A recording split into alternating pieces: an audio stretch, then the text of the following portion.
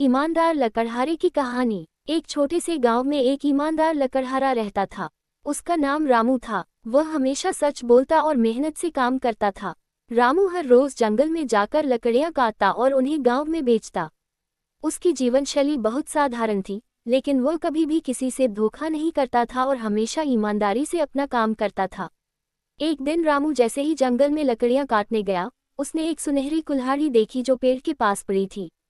वह हैरान हो गया, ये किसी राजा की कुल्हाड़ी लग रही थी। वह सोचने लगा कि अगर उसने ये कुल्हाड़ी रख ली तो शायद वह काफी धन कमा सकता है और अपनी जिंदगी को आराम से जी सकता है। लेकिन रामू का दिल ईमानदारी से भरा हुआ था। उसने सोचा, अगर यह किसी का है तो मुझे इसे वापस करना चाहिए। रामू ने कुल्हाड़ी उठाई और जंगल में इधर उधर देखा। थोड़ी देर बाद उसने देखा कि एक व्यक्ति बहुत परेशान होकर उस कुल्हाड़ी को ढूंढ रहा था। रामू ने वह कुल्हाड़ी उस व्यक्ति को लौटा दी। वह व्यक्ति खुश होकर रामू को धन्यवाद दिया और कहा, तुम बहुत ईमानदार हो।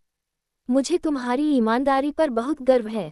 वह व्यक्ति कोई और नहीं बल्कि एक देवता था, जो इंसान के रूप में धरती पर आया था।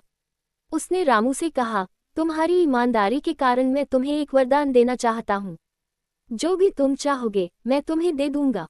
रामू थोड़ा सोचते हुए बोला, मुझे तो केवल एक साधारण जीवन चाहिए, जहां मैं अपना काम ईमानदारी से कर सकूं और खुश रह सकूं।